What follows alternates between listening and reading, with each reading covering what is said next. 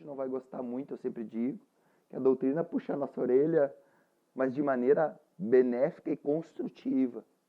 Que a doutrina espírita não veio para o planeta Terra para passar a mão na cabeça das criaturas e nem os iludir, dizendo que faremos por vocês como instituição. Pelo contrário, a doutrina espírita nos toca fundo nas nossas feridas mais internas, nos chamando, nos conclamando a necessidade de a gente pegar nas nossas mãos as rédeas da nossa reforma íntima.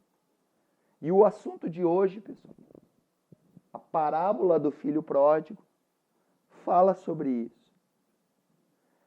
Eu tirei todo o trabalho teórico, toda a reflexão teórica desses 3 livros, o Livro dos Espíritos, o Evangelho segundo o Espiritismo e esse livro maravilhoso que eu aconselho a todos darem uma olhada, que é o Depois da Morte, do Leon Denis.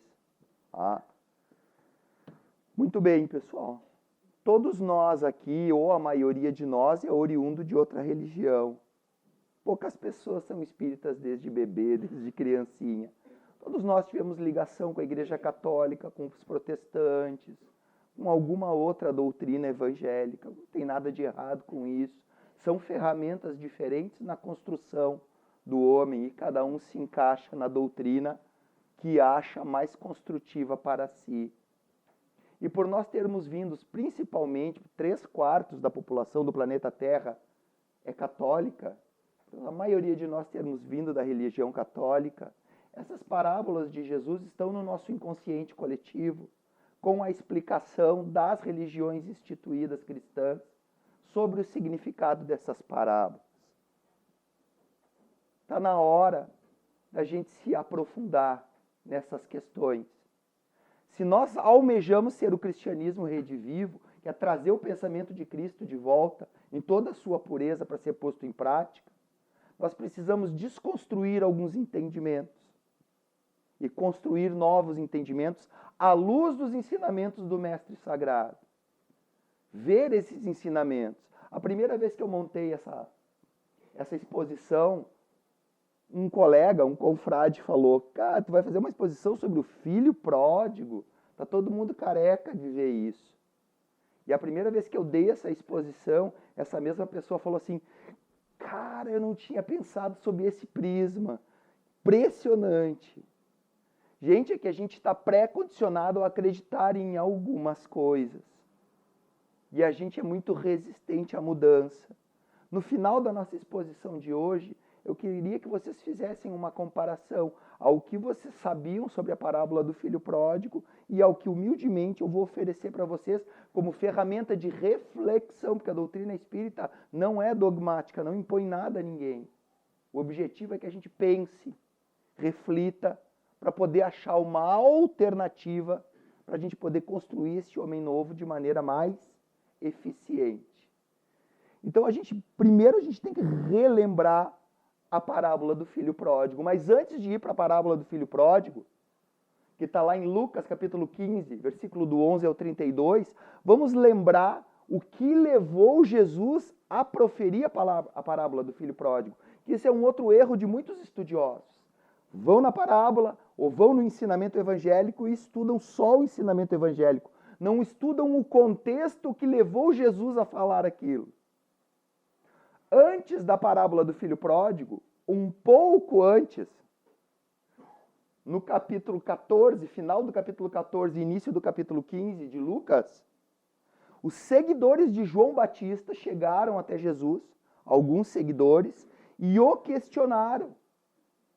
Jesus, como tu te senta, como tu atende, como tu come com gentios, com hebreus, com samaritanos, quanto que João nos ensinou que a gente só deve se relacionar com aqueles que foram batizados, que aceitaram o reino de Deus dentro de si através do batismo. E Jesus olhou para aqueles seguidores de João Batista e falou sobre a ovelha perdida. Todo aquele que tem 100 ovelhas, uma se perde, deixa as 99 e vai atrás daquela, e quando consegue resgatar, volta feliz porque resgatou aquela ovelha, porque as outras 99 estavam seguras. porque eu vim para resgatar as ovelhas perdidas de Israel. Depois Jesus falou sobre a dracma perdida, que tinha mais ou menos o mesmo significado. E o ensinamento de Jesus culminou com o filho pródigo. Então, sobre o que Jesus estava falando? Qual era o objetivo da parábola de Jesus? Vamos relembrar a parábola de Jesus, para depois a gente chegar no raciocínio filosófico de o que realmente o Mestre Jesus estava querendo dizer com isso e o que foi enfiado dentro da nossa cabeça nessas várias encarnações, como católico, como protestante, como evangélico, para que a gente possa ser condicionado a não reclamar, não questionar, a continuar numa linha de pensamento muito estreita. Então eu vou deixar para vocês essa reflexão. O que aconteceu na parábola do filho pródigo? Um pai, dono de uma fazenda riquíssima, tinha 2 filhos. Um dos filhos chegou para o pai e disse: pai, eu não quero mais ficar trabalhando na fazenda. Eu quero a minha parte da herança em vida e quero cair no mundo. Quero me divertir. Quero sentir os prazeres do mundo, experimentar os prazeres do mundo. O pai deu um alerta para ele, dizendo que isso era muito perigoso, mas respeitando o livre-arbítrio do filho, deu a parte da herança para esse filho, e o filho foi e caiu no mundo, como mostra esse slide. Foi se divertir, né? Nas tabernas, nos bordéis. Muito bem. Só que esse pai, ele tinha um outro filho, mais velho. E esse filho, vendo que o irmão mais novo tinha pegado a sua herança em vida e tinha caído no mundo, pensou: nossa, vou ficar ao lado do meu pai, vou trabalhar com afinco para que o patrimônio do meu pai não se vá. Eu vou ajudá-lo, vou trabalhar, vou ficar resignado aqui trabalhando para manter o patrimônio do meu pai. Então mostra ali uma cena, né, de trabalho dentro da fazenda, né, o filho mais velho. O que acontece, pessoal? Esse filho mais novo, como ele escolheu os prazeres efêmeros e ilusórios das sensações físicas materiais, como esses prazeres são efêmeros, significa que eles não são duradouros, em um momento acabou o dinheiro, em um momento acabou a graça daquele ócio, em um momento acabou a saúde. A gente sabe como é que funciona isso. Festa de segunda a segunda, quando é adolescente, né? Não é fácil. Foi o que ele fez, caiu no mundo. E aí ele foi para a sarjeta, como todo mundo que coloca a sua vida fora em busca de prazeres efêmeros e ilusórios.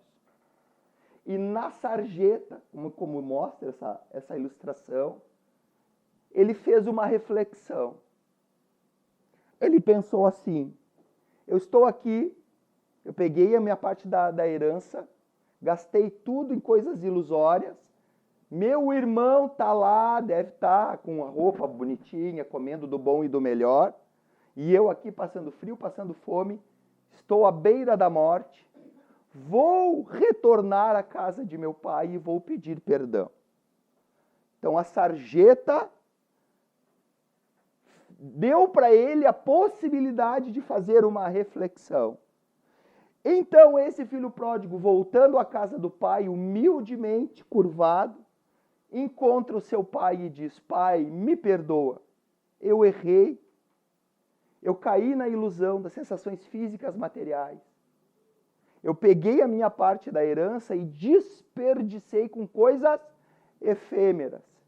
E esse pai, que era soberanamente justo e bom, ele disse: eu te perdoo, meu filho. Eu te perdoo porque você se arrependeu.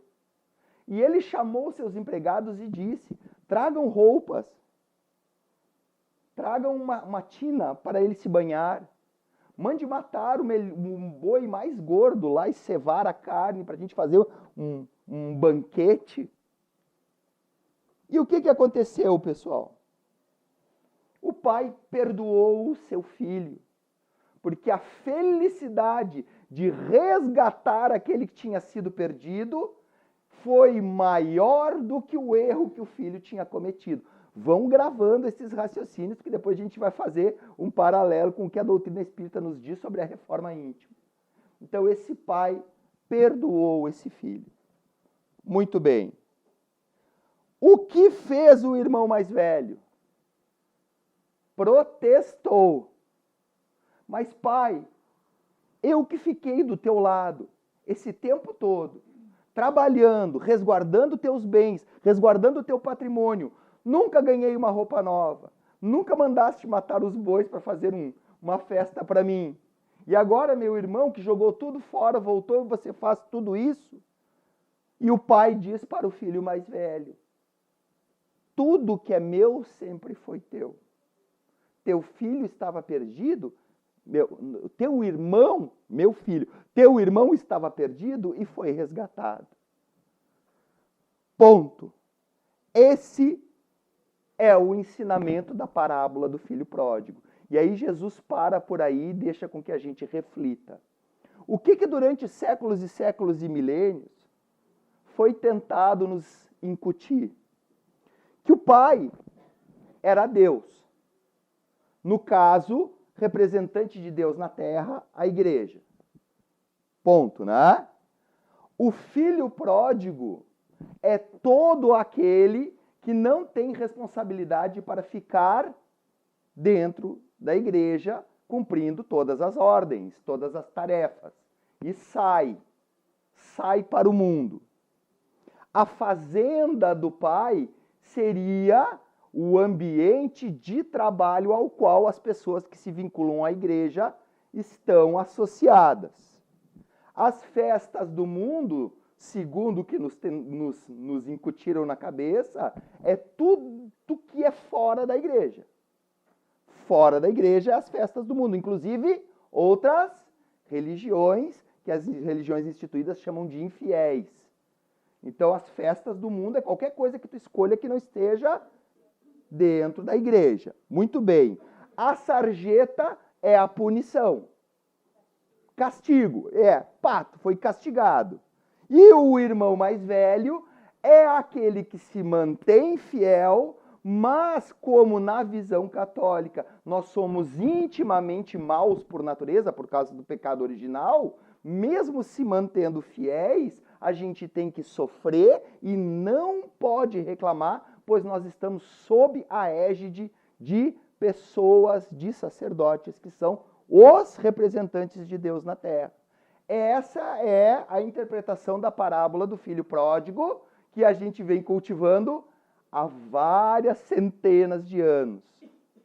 Agora vamos fazer uma outra reflexão, pessoal. Um pouquinho diferente. A parábola do filho pródigo sob a luz da doutrina espírita. Sob a luz do pensamento primevo do Mestre Jesus. Porque a doutrina espírita não foi inventada por Allan Kardec em 1857, com o lançamento da primeira edição do Livro dos Espíritos. A doutrina espírita existe de toda a eternidade. Foi demonstrada muito claramente por Jesus. E os ensinamentos de Jesus, com o decorrer dos tempos, foram deturpados. E a gente tem a missão de tentar trazer de volta essa reflexão que surgiu lá das palavras e dos ensinamentos do Mestre Jesus. Quem é o Pai sob a ótica espírita, gente? Quem é o Pai na história? Não é uma figura. O Pai é a vida. É toda e qualquer situação que tu tens para evoluir.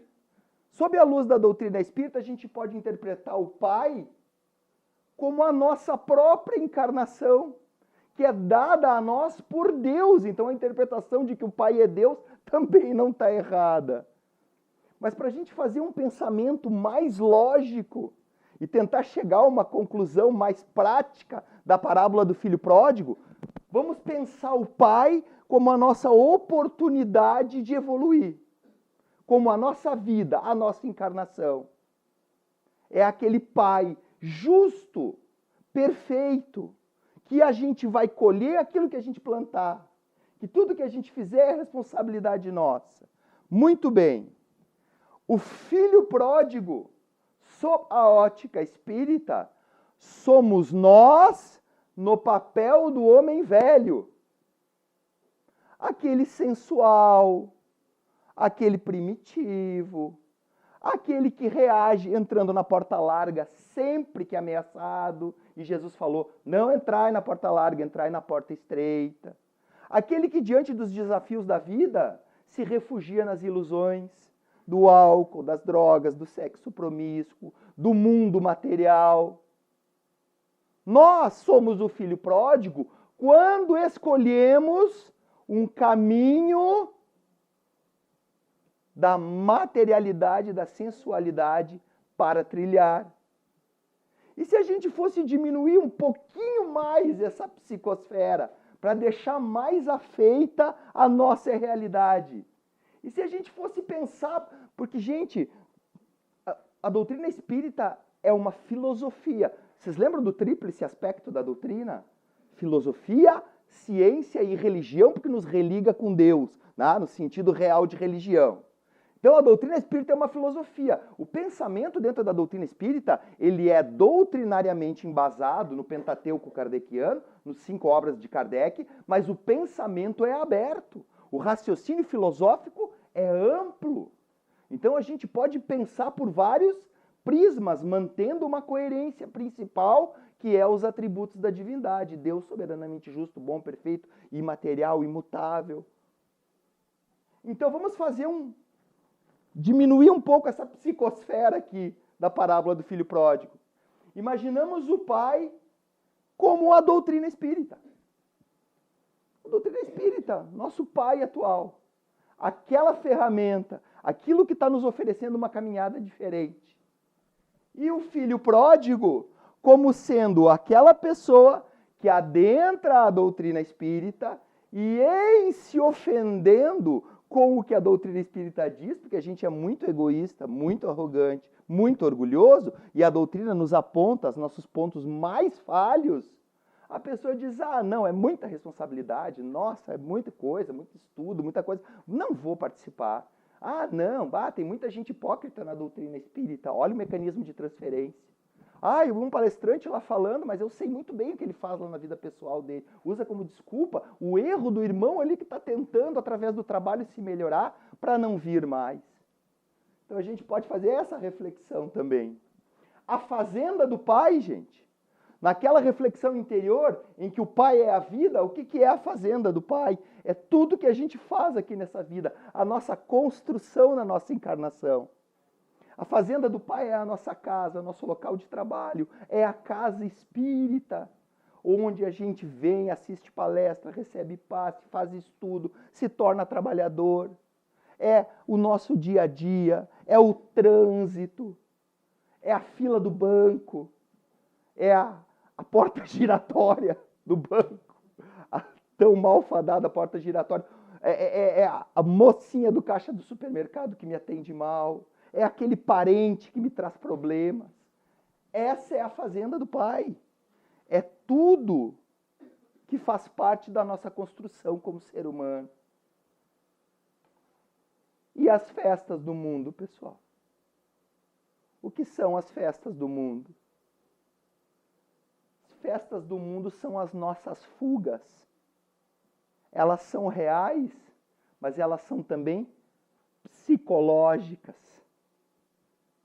Porque eu posso achar muito bonito um ensinamento, como teoria. Eu acho bonito, eu leio, eu até decoro, eu até cito numa palestra, mas intimamente eu não cogito da possibilidade daquilo ser uma verdade na minha vida. E daqui a pouco, intimamente, eu estou até rindo disso. A gente vê isso, infelizmente, muito no meio espírita. Pessoas brincando com coisas muito sérias e ficando sérias no momento que teriam que rir, transformando a casa espírita muitas vezes numa igreja, com atos dogmáticos e ritualísticos que não fazem sentido. E no momento de ter seriedade, fazem piada com a doutrina espírita, tiram troça. As festas do mundo, pessoal, é aquele momento em que a gente teria que passar por cima de si mesmo para ajudar o nosso próximo, só que por egoísmo a gente não faz. Tu convida as pessoas para fazer uma confraternização, cada um leva um bolo, um salgadinho, tem 80 trabalhadores. Tu convida para fazer uma ação numa vila, tem 5 para ajudar as pessoas carentes.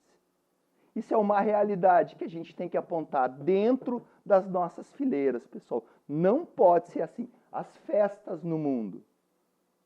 Sempre que a gente entra na zona de conforto, a gente está optando pelas festas no mundo. Eu sou espírita desde que eu não precise mexer nisso, mexer naquilo, mexer naquilo. Eu faço só o que me é confortável, só o que eu acho bacana, só o que eu acho legal. Eu não estou preparado psicologicamente para isso. Sempre que o irmão do caminho estende a mão necessitado, eu tenho que estar pronto para ajudar. Passando por cima de mim mesmo. Foi isso que o Mestre Divino nos ensinou. O Pai é a nossa vida. O filho pródigo somos nós quando caímos. A fazenda do Pai é tudo que a gente constrói durante a nossa vida, gente. As festas no mundo é a nossa opção pela porta larga. E a sarjeta? A colega lá falou antes. Na visão antiga, castigo. Sarjeta é uma bênção. A sarjeta é uma bênção de reflexão. A sarjeta é o momento em que a gente chega no fundo do poço. É o momento que a gente pensa assim, meu Deus, o que eu estou fazendo?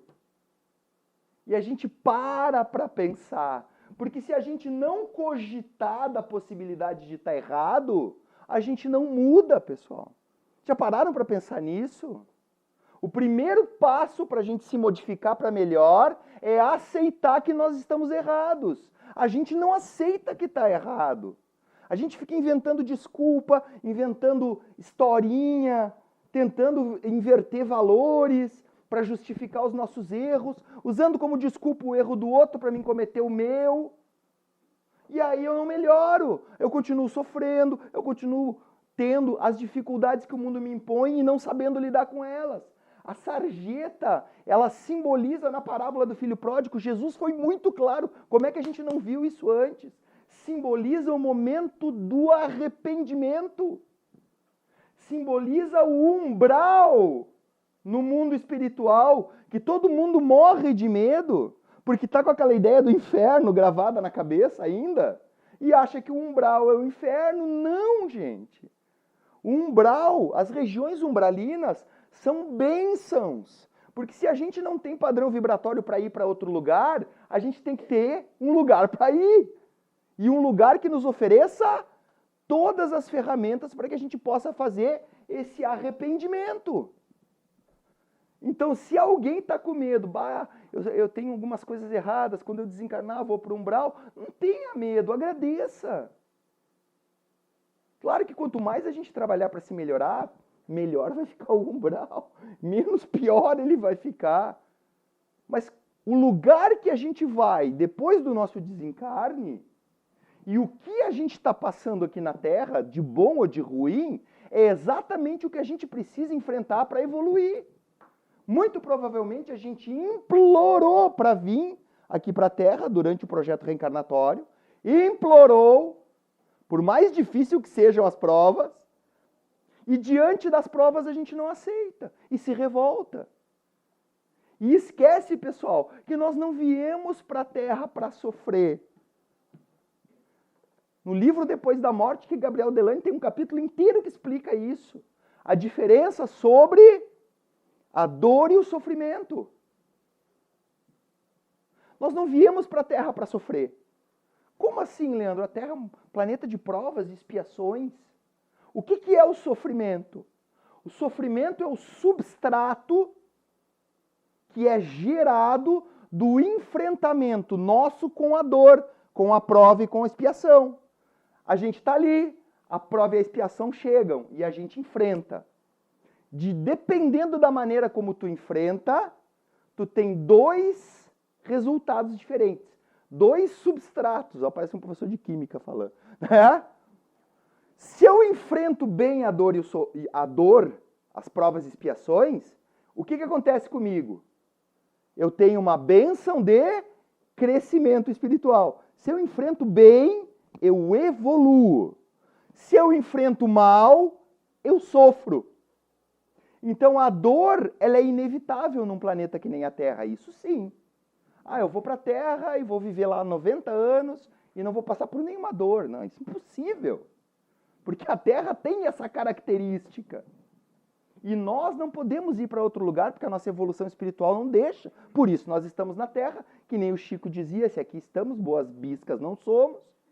Estamos aqui porque precisamos passar por isso. Só que o sofrimento é uma escolha nossa. Pensem nisso. A dor é inevitável. O sofrimento é uma escolha. Quando que a gente sofre? Quando a gente não aceita a dor. Por que comigo? Senhor, o que eu fiz para merecer isso? Quando eu nego que eu tenho que passar por aquilo. Quando eu uso o erro do outro como desculpa para cometer o meu erro, aí eu sofro, porque eu me transformo numa pessoa pior. Quando eu fujo do enfrentamento das dores, varrendo a sujeira para baixo do tapete e achando que a casa está limpa. Não está limpa, todo mundo está vendo que está limpa, mas a sujeira está ali. Eu escondo os meus problemas internos para não precisar lidar com eles. Então a sarjeta, gente, vamos recapitular. O Pai é a nossa vida, ou o Espiritismo. O filho pródigo somos nós quando nos desviamos.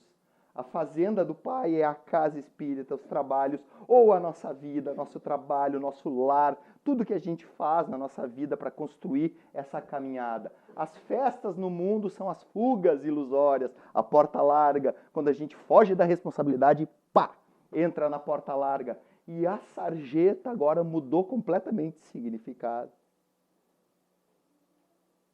A sarjeta é uma bênção. É aquela piada, né? O cara chega no fundo do poço, graças a Deus, porque daí só tem um lugar para ir, que é para cima, né? Para baixo é fundo, né? Só apoia os pés e se impulsiona. Tá? A sarjeta é o momento da reflexão, quando tudo parece desmoronar. Por isso que a doutrina espírita é chamada de doutrina do Consolador. Porque ela tem uma explicação abençoada até para o fundo do poço. Olha só que interessante isso.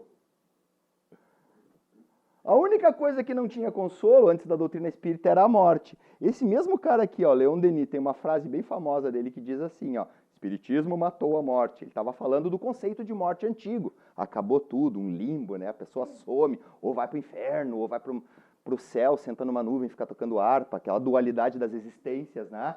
Tá? Então aqui, sarjeta mudou de significado. A sarjeta agora para nós é o processo de... É o que nos traz até a casa espírita, é ou não é? 99,9% das pessoas chega até a casa espírita pela... 0,1% vem pelo amor. São espíritos de luz que vêm para cá nos ajudar. Tem algum aí? Eu quero tirar uma foto. Selfie. Que é raro, gente. É raríssimo, pelo amor de Deus. Se acuse. Tem algum anjo da guarda aí encarnado? Gente, a maioria vem pela dor. Aí a gente vem muitas vezes para a casa espírita porque a gente está aqui, ó. Só que a gente não deve se sentir um desafortunado por estar aqui. A gente não deve se sentir um coitado. Isso aqui é uma bênção. Quantas pessoas vivem uma vida inteira, desencarnam e não se arrependem e não reconhecem os seus erros. Aquele que chegou na sarjeta do filho pródigo, que foi o que Jesus ensinou, é aquele que se reconheceu. Gente, não dá mais para ser assim. Sabe aquele momento que tu te olha no espelho e tu diz assim, eu tenho que procurar ajuda, eu tenho que ir no psicólogo, eu tenho que ir na casa espírita, fazer um auxílio fraterno, eu tenho que mudar a minha vida. Essa é a sarjeta. Isso é uma bênção, gente. Olha que revolucionário isso. Então a gente não deve se sentir culpado por chegar no desespero de procurar ajuda. Isso é humildade. Jesus Cristo nos ensinou, bem-aventurados os humildes. Mateus capítulo 5, lá no Sermão da Montanha. E agora nós vamos chegar no personagem mais polêmico dessa história. O irmão mais velho, que durante muitos séculos foi considerado a vítima. O coitado ficou lá trabalhando e foi injustiçado pelo pai. Por quê? Porque ele era intimamente mau, mesmo sendo temente, mesmo sendo ali fiel, ele tem que ficar esperto, porque se ele fizer alguma coisa errada, o pai vai punir ele.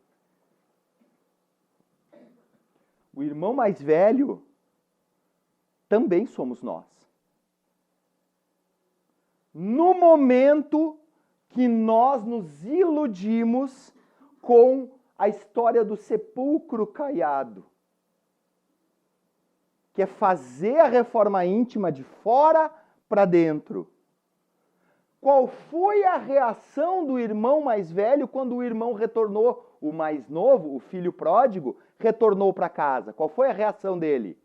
Revolta. Ele se revoltou. Por que ele se revoltou?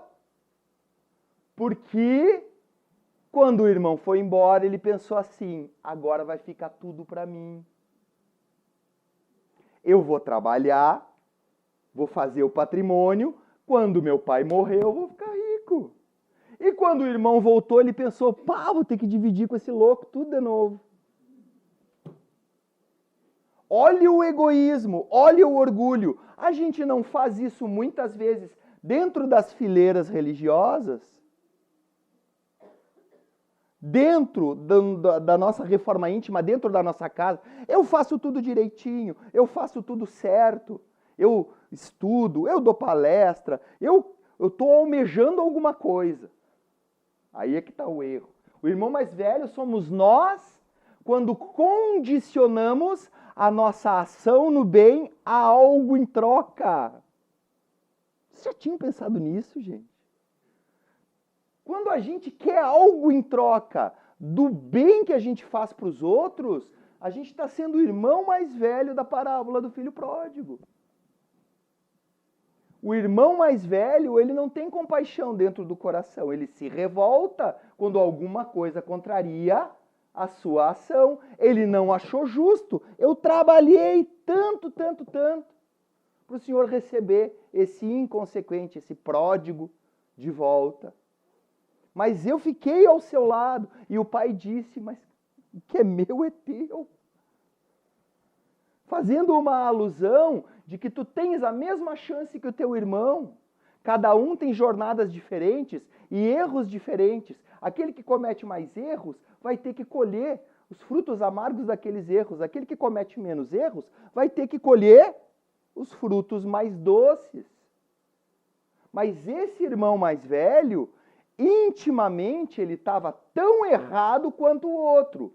Um fugiu e o outro se manteve de maneira interesseira, andando na linha ao lado do pai, só esperando o momento certo para botar as garrinhas de fora.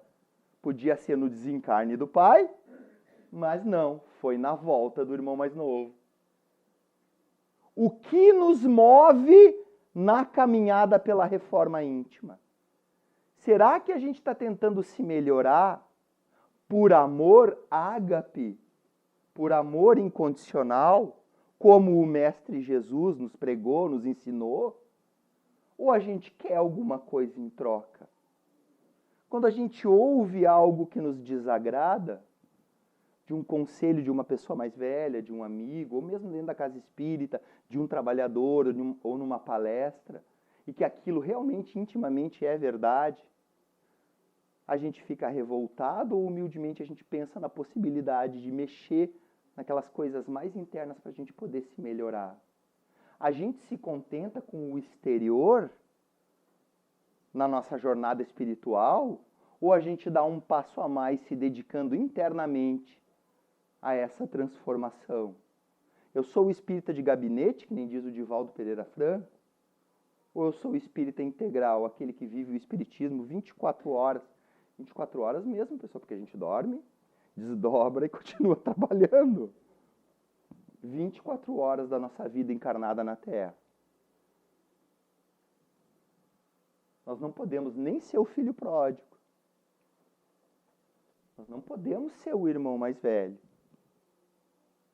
Os dois estão equivocados na sua jornada, cada um do seu jeito. É o 8 e o 80. Nós temos que buscar o equilíbrio dentro da nossa possibilidade espiritual para buscar a nossa tão almejada reforma íntima. Humildade, abnegação, que é um passo adiante da dedicação, esse aqui era dedicado, mas não era abnegado. Abnegado é aquele que passa por cima de si mesmo. Se ele fosse abnegado, ele teria ficado extremamente feliz com a volta do irmão. Mas eu sou dedicado, eu vou lá, eu estou no centro espírita, segunda, terça, quarta, quinta e sexta, vou no congresso, vou não sei o quê. Mas e aí? E as tuas reações? Os teus sentimentos? Teu ouvido é a estação terminal da fofoca? Como dizia Emmanuel? Ou quando chega uma fofoquinha que eu já falo mal dos meus confrades na primeira oportunidade? Como é que estão as nossas ações de foro íntimo? Olha o tamanho da reflexão que essa pequena parábola de Jesus, que segundo meu amigo lá, todo mundo está careca de ver, eu acho que não, está careca de ver a versão católica dela e a versão espírita. Será que a gente não tem muita coisa para pensar em cima disso, gente?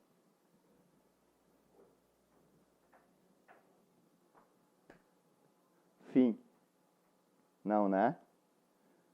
O fim é apenas o começo. Agora começa a nossa reflexão. Sempre que vocês fizerem um estudo, assistirem uma palestra, não estanquem o pensamento de vocês com o término do estudo e o término da palestra. Vão, pensem com carinho, façam anotações. Ficaram curiosos com o livro Depois da Morte? Deem uma lidinha nele. Poucas pessoas leem o Leon Denis, Gabriel Delane, são livros importantes da doutrina espírita. Ao Livro dos Espíritos e o Evangelho está todo mundo já, né, bastante familiarizado, mas essa literatura aqui, né, dos contemporâneos de Kardec. E vamos pensar com muito carinho, pessoal, nos ensinamentos de Jesus, redivivos à luz da doutrina espírita. Quero agradecer do fundo do meu coração a atenção de vocês, o carinho, a acolhida e dizer que eu espero mesmo de verdade, que cada um que veio aqui na noite de hoje saia daqui um pouquinho, não melhor nem pior, mas um pouquinho diferente do que aqui chegou, com a reflexão que foi feita. Então, agradecendo a direção dos trabalhos, vou passar a palavra para a nossa coordenadora para fazer o encerramento da palestra de hoje. Muito obrigado.